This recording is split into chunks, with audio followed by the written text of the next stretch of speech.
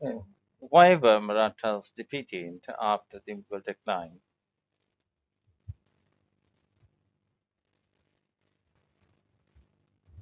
Marathas emerged as strong rivals of the Mughal rule. They ruled a great part of India, then Mughals from 1674 to 1818. Their victorious journey began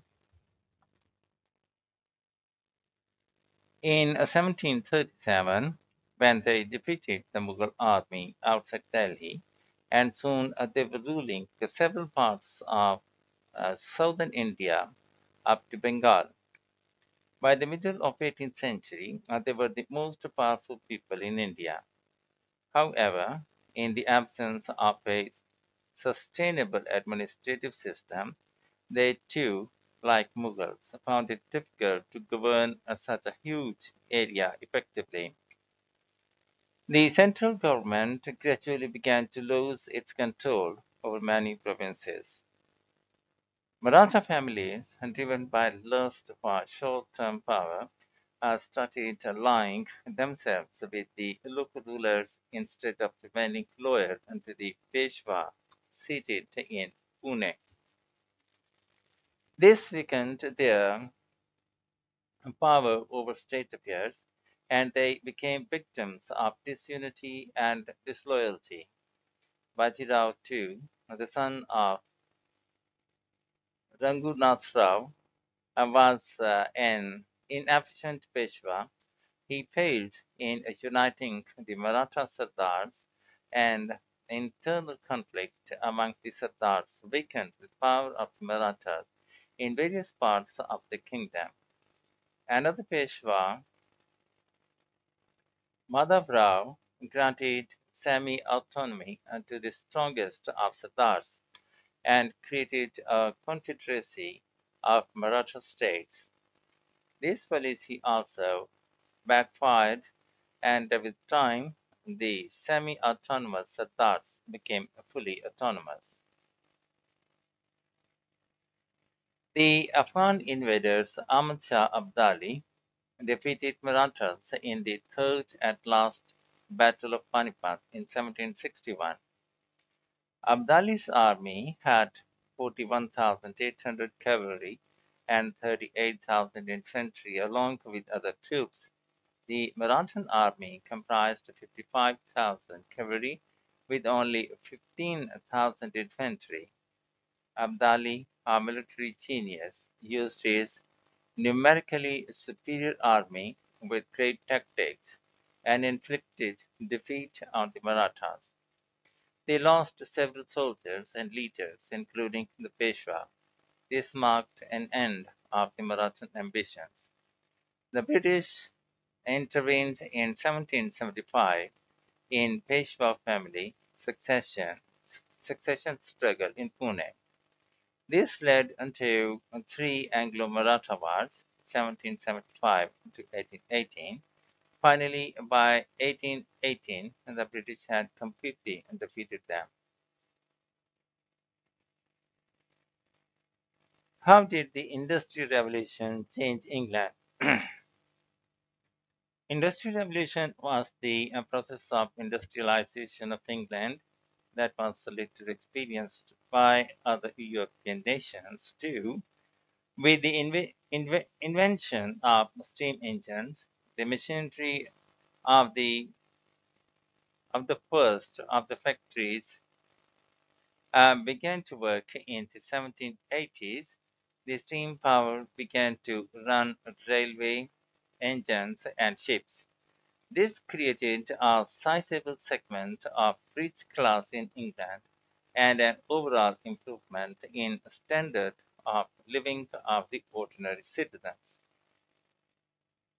Raw cotton from India gave a boost into the textile industry that tremendously increased the export earnings of England.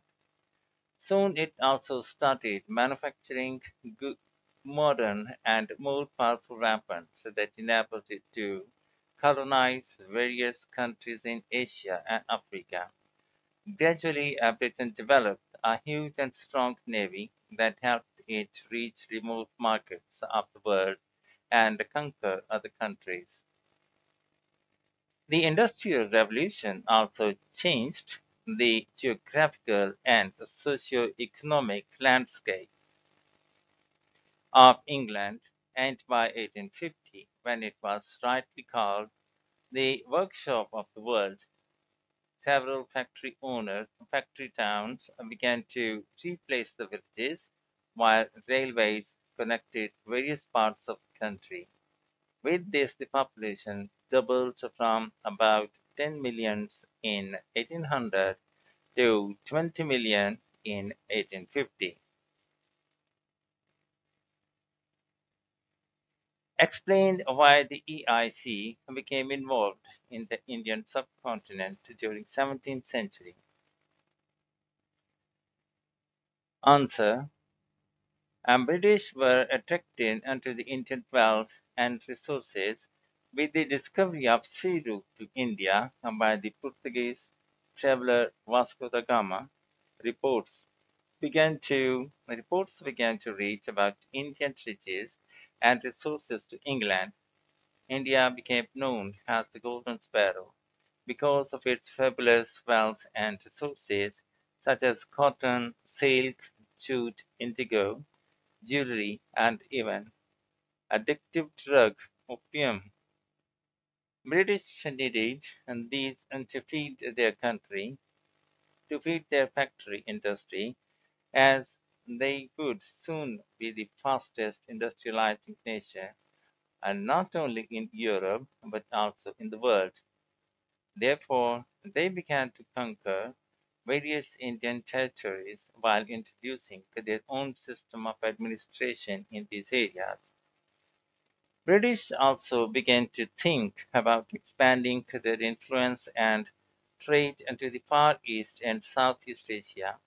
For this, they needed a strategic port in South Asia, Indian subcontinent, as the Indian peninsula was located at international crossroads and surrounded by a warm water sea where multiple ports could operate throughout the year. Strategic ports such as the Bombay, now Mumbai, 1875, and Calcutta, now Kolkata, 1893, were founded by the British in a planned way. These greatly helped the British expand their trade in multiple directions from India, as well as develop their naval force. Also, British wanted to oust other European colonial powers such as the Dutch, Portuguese, and French from India in order to enjoy monopoly of trade in India. The Dutch had driven the Portuguese and the British out of Southeast Asia in 17th century. Therefore, the British had to turn towards South Asia, where the Indo-Pak subcontinent proved to be a better option for them. Establishing themselves cleverly, they began to replace other European nations in India with the availability of more destructive weapons, and using their clever non-military tactics, they were able to accomplish this mission rather successfully. Explain why Britain was able to expand into the subcontinent between 1750 and 1850.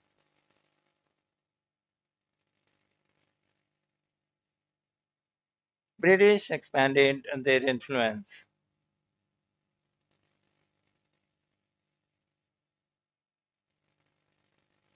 Okay, these purple are the Prince states, and the these yellow ones are British India.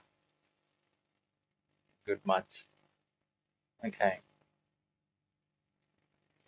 British expanded their influence in India quite skillfully between 1750 and 1850.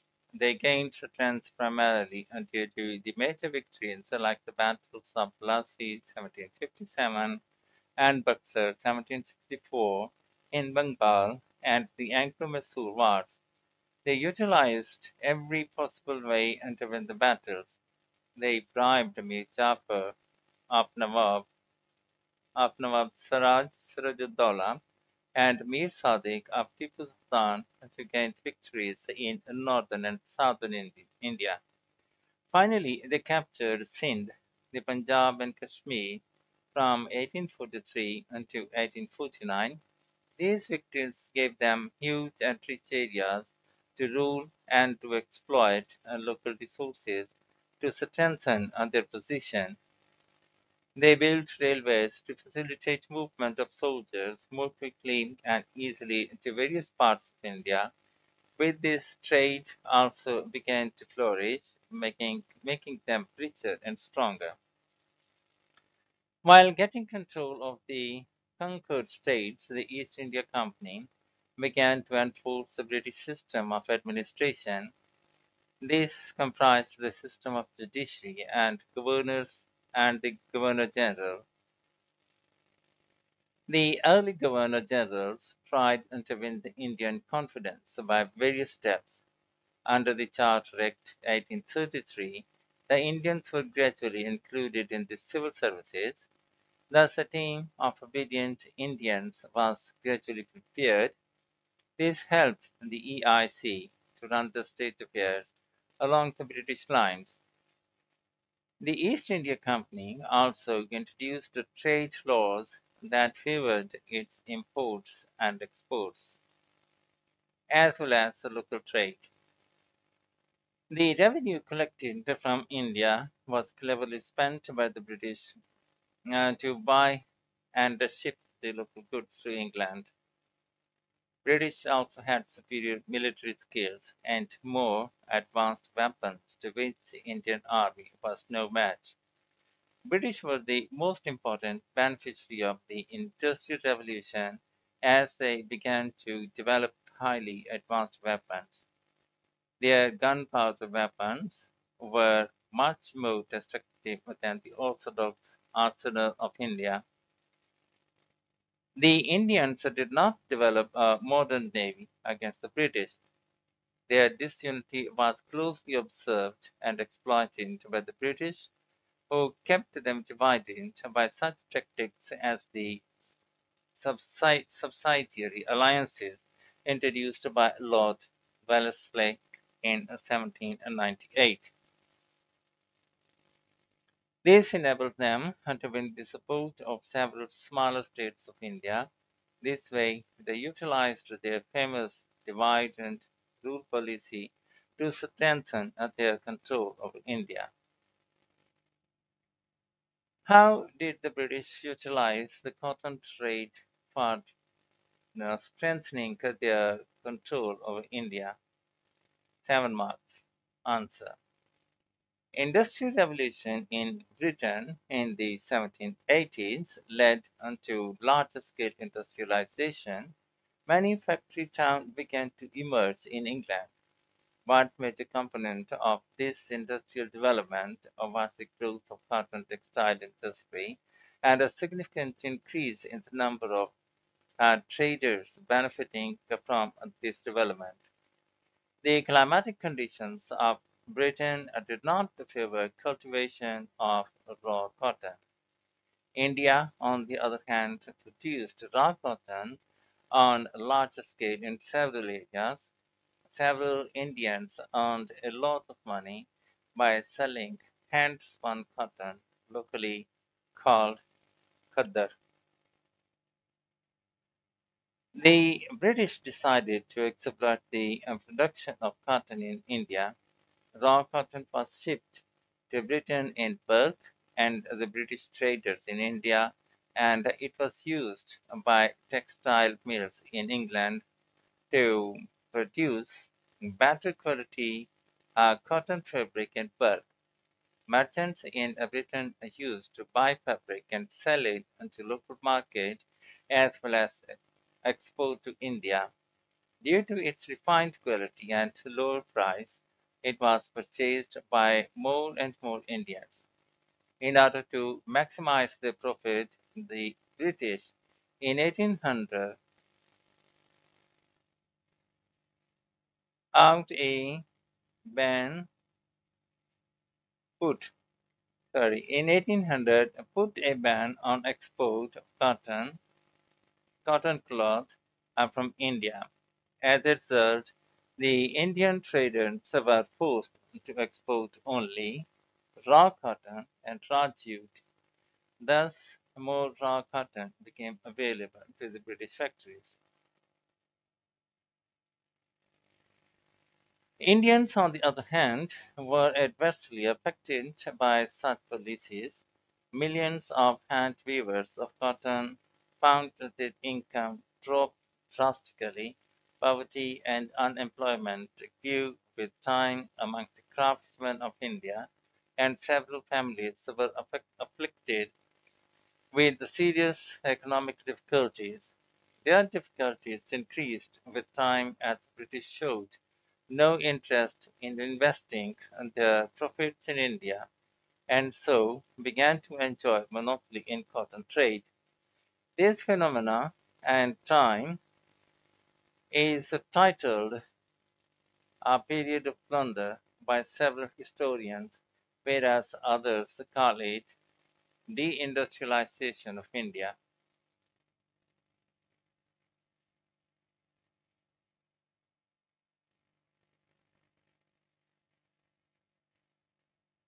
Why did the British government take control from the EIC?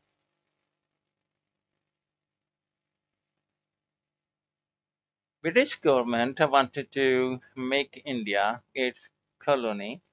It knew that the political affairs of the Indian subcontinent could no longer be run by a trading company. In a way, it was becoming a matter of prestige for the British government. Therefore, by passing a series of acts, the powers of the East India Company were gradually restricted. Under the Regulating Act of 1773, the East India Company was made accountable to the British Parliament. A Governor-General, Warren Hastings, was appointed for the province of Bengal. There were also reports of mismanagement and corruption by the East India Company officials in Bengal and other provinces. The company officials forced the newly appointed Nawab of Bengal to give heavy bribe to them in the form of gifts. They were involved in financial embezzlement of the revenue of the states they had annexed. This was damaging the repute of the British government. In 1784, the British government passed the India Act and took direct control of the Indian possession. It appointed a Governor-General who would have control of the three presidencies, Bengal, Bombay, and Madras. New posts of Commander-in-Chief of the Armed Forces and Provincial Governor were created. So in 1813, the East India Company lost its monopoly, though it continued to trade in India. Other British companies also wanted to share in the profits of India. British also wanted to deploy a regular army on the north-western border to counter the Russian threat.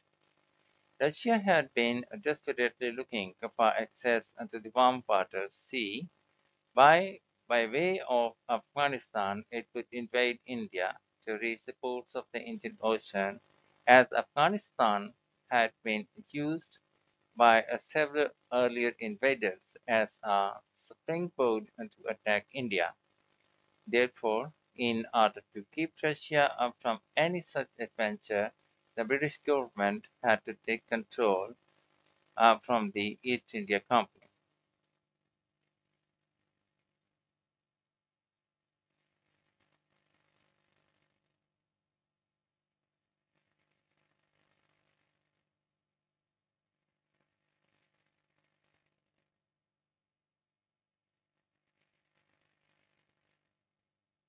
Why did the East India Company annex Sindh? The British were worried about the possible Russian expansion to Afghanistan, popularly known as the Russian threat. They agreed with Maharaja Ranjit Singh, ruler of the Punjab, that Afghanistan should remain an independent state. Therefore, they hoped the Maharaja would help them install a pro-British ruler in Kabul, but he did not.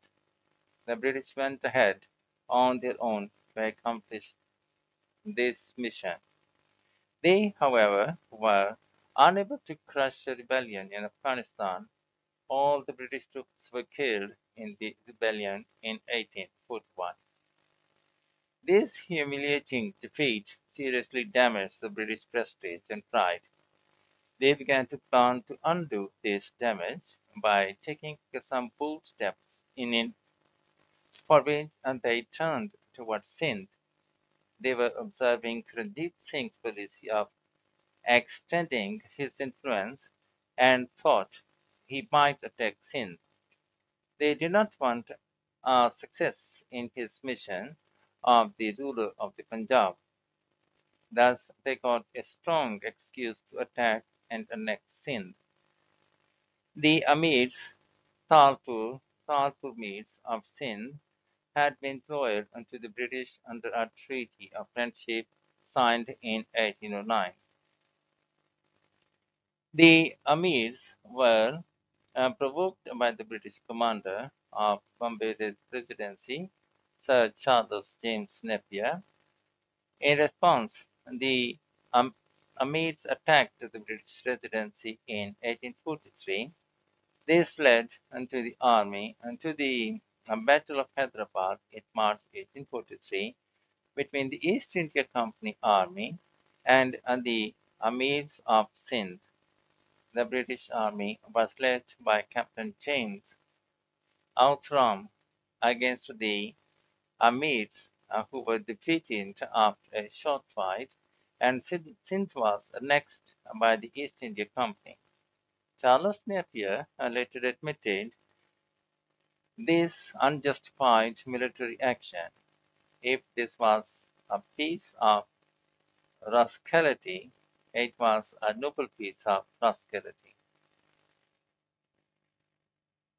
Explain why Punjab and the NWFP or KPK were annexed. Maharaja Ranjit Singh ruled Punjab quite effectively and enjoyed peaceful relations with the British East India Company. Both had signed the Treaty of Perpetual Friendship in 1809. After Ranjit Singh's death in 1839, there was serious political crisis in the Sikh Darbar royal court. The rival chiefs disputed with each other about the successor of Ranjit Singh. The youngest son of Ranjit Singh, Duleep Singh, just a child, was hurriedly made the new Maharaja. The Sikh army provoked the British by attacking their domain south of the river Sutlej. They were defeated and forced to pay a huge indemnity under the Treaty of Lahore in 1846. Death of Ajit Singh was also alarming as it might encourage the Russians to attack the Punjab through Afghanistan. Ranjit Singh had been successfully defending the Indo-Afghanistan border, thus protecting the British interests. British were closely watching the expansionist policy of Russia, and they could not afford its occupation of Afghanistan. Therefore, it was very important for the British to directly control Punjab and the NWFP northwest frontier in order to closely supervise the Russian threat through Afghanistan.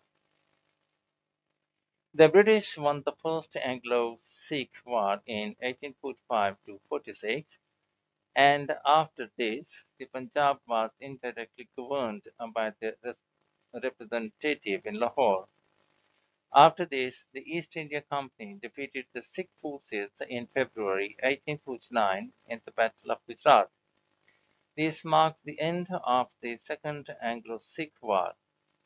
The Sikh army proved no match against a highly disciplined British army.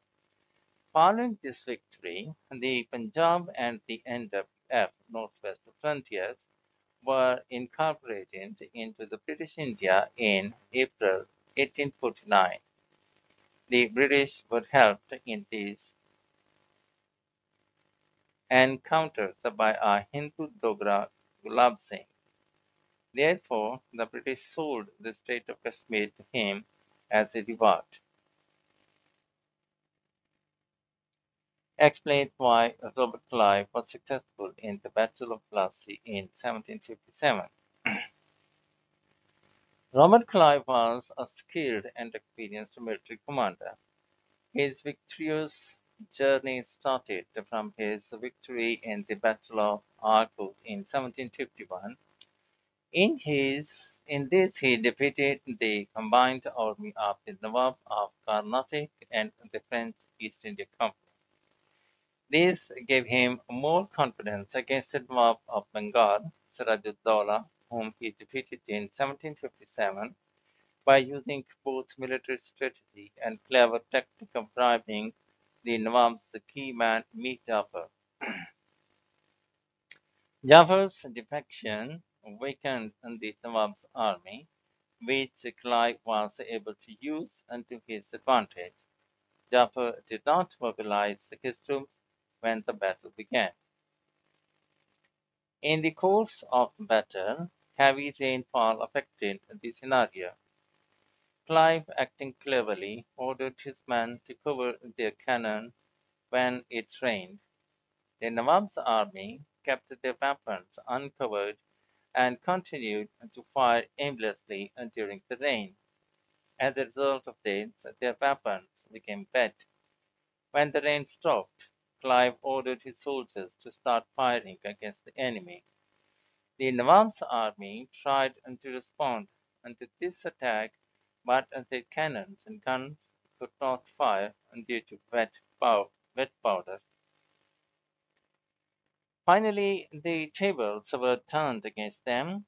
The Nawab's army had to retreat due to their ineffective weapons caused by the Nawab's poor strategy.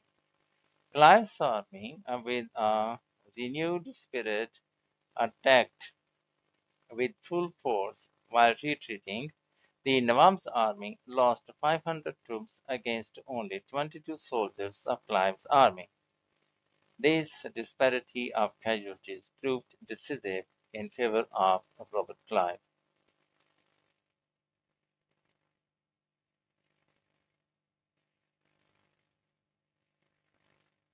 How did Robert Clive lay the foundation of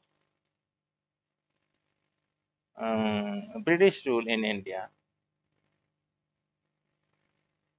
Answer. Clive began to fortify various military posts in Calcutta. This was a violation of an agreement with the Nawab of Bengal, Siraj-ud-Dowlah. The angry Nawab imprisoned several British in a small dungeon in the summer heat of June 1756. In the following morning, 23 of the 64 prisoners were found dead due to suffocation. This black hole tragedy gave Clive an excuse to attack Bengal. Clive defeated a huge army of Nawabs in the historic Battle of Plassey by bribing Mir Jafar, the key commander of Siraj-ud-Dowlah. This victory gave the East India Company control over the resources of Bengal. Valuable goods like salt, betel nut, tobacco, and saltpeter were shipped to England in bulk. Thus began unchecked exploration of Indian resources, exploitation of Indian resources. Clive and his team made plenty of money from this trade. Clive's victory in the Battle of Buxar in 1764 made British the rulers of northern India. Clive was made first governor of Bengal in recognition of his services for the East India Company. He received heavy amounts of wealth from the newly appointed puppet Nawab Mir Qasim. This wealth was kept by himself and given unto the East Indian Company officials too.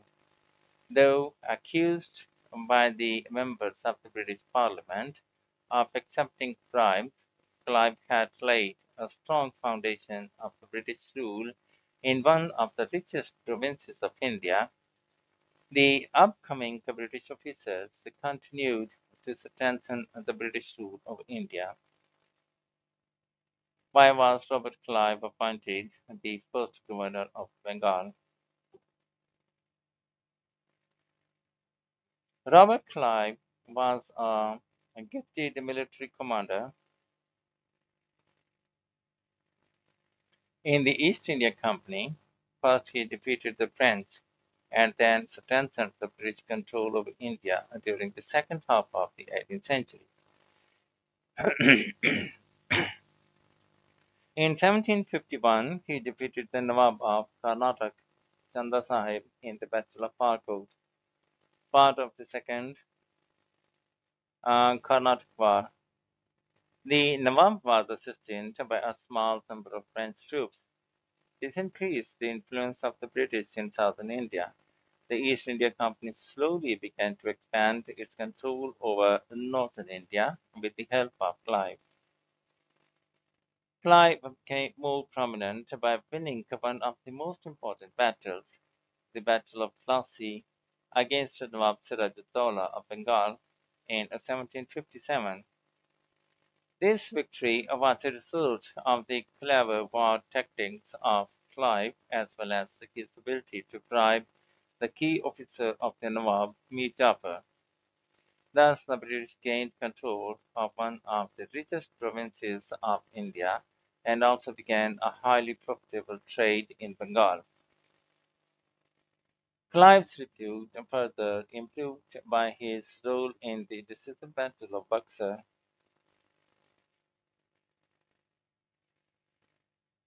In 1764, the combined armies of the Mughal Emperor Shah Alam II, the Nawab of Bengal Mir Qasim, and the Nawab of Oudh could not defend themselves against the smarter British army led by Robert Clive and Hector Monroe. With this victory, the entire province of Bengal and neighboring territories came under the British rule. The East India Company now took control of the revenue collection in Bengal, Bihar, and Orissa, and also extended its influence to Oudh. It decided to give some reward unto Robert Clive for these important victories. Therefore, he was made the governor of Bengal. As the governor, Clive continued to demonstrate his skills of ruling a huge area and strengthening the British control.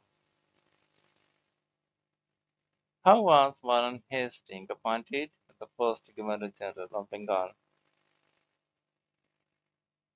Warren Hastings was a very studious employee of the East India Company and gained success and prominence in the company.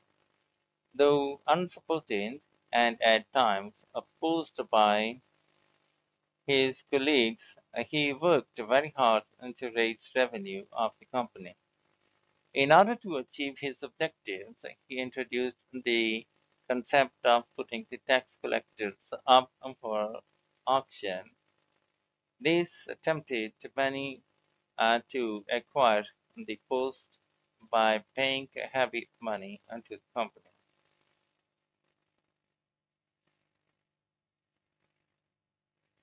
Once the ambitious candidates got the desired position of tax collector, they would use all tactics to extort taxes from the Indians.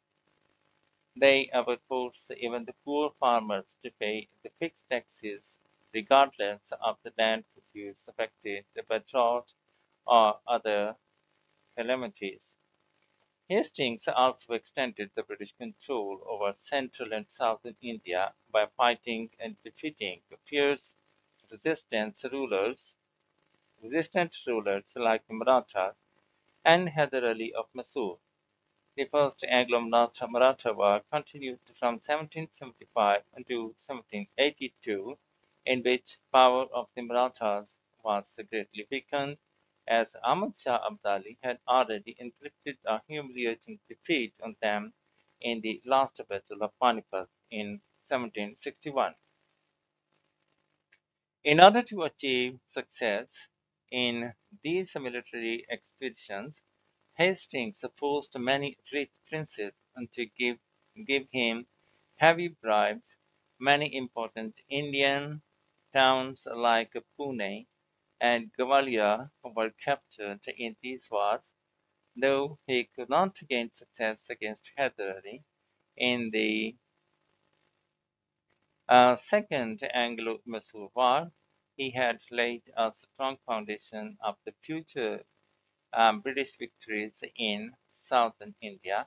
Despite these achievements, Hastings ended up facing trial in England for 7 years.